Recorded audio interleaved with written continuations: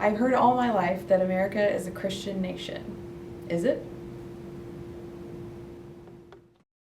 You know, I get asked by journalists and students quite often whether the United States is a Christian country.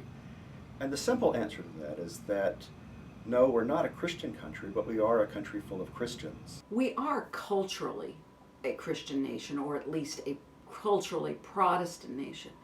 But in terms of the law, we are not a Christian nation, nor are we a Muslim nation or a Jewish nation.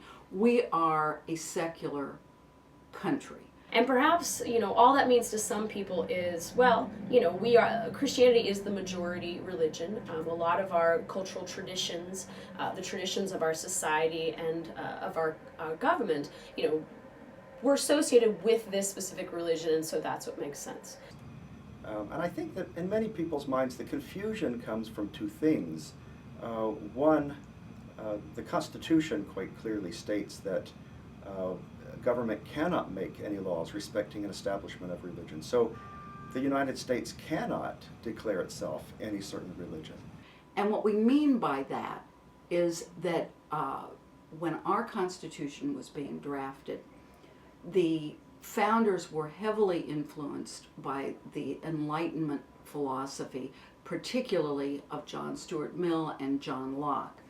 And their beliefs, the beliefs that grew out of that intellectual ferment that we call the Enlightenment, led to a belief in the separation of church and state.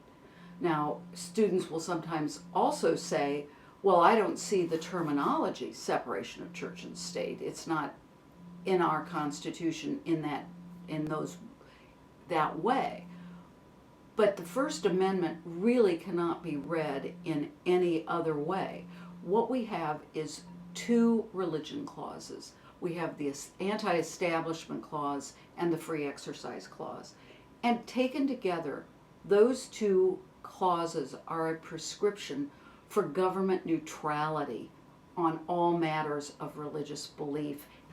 But 56% of Americans, according to a survey in 2008, think the Constitution does do precisely that they think that it does declare Christianity as the official religion.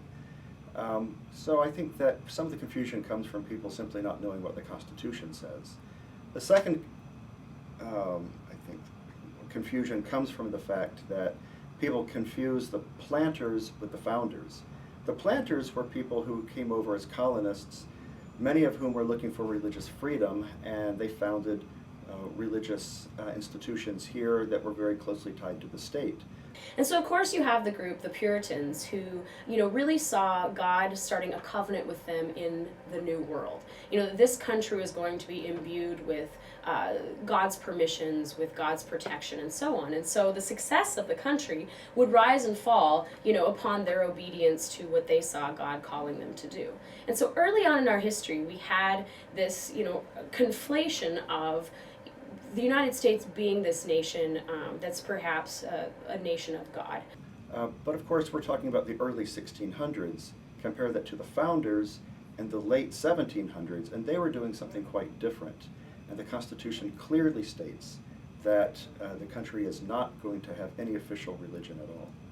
Now, students will sometimes also say, well, I don't see the terminology separation of church and state. It's not in our Constitution that way. But the First Amendment really cannot be read in any other way. What we have is two religion clauses. We have the anti-establishment clause and the free exercise clause. And taken together, those two clauses are a prescription for government neutrality on all matters of religious belief, and most, but not all, matters of religious observance. So, as I tell my students from time to time, government just can't muck around in your soul.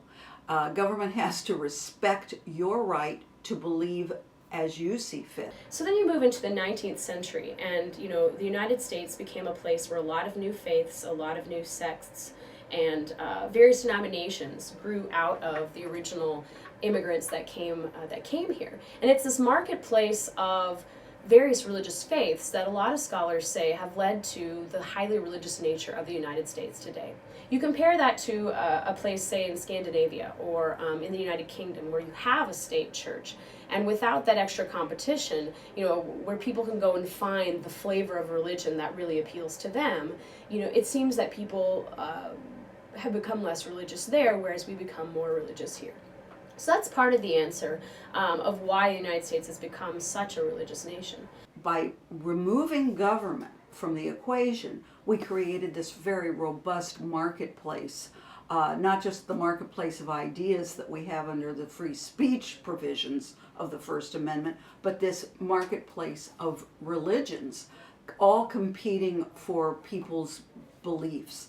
And we ended up with a much more robust religious approach in America. It has become an interesting observation when people come to the United States that we are so much more religious as a people than most other Western democratic countries, and that is really a result of government not messing around with our souls.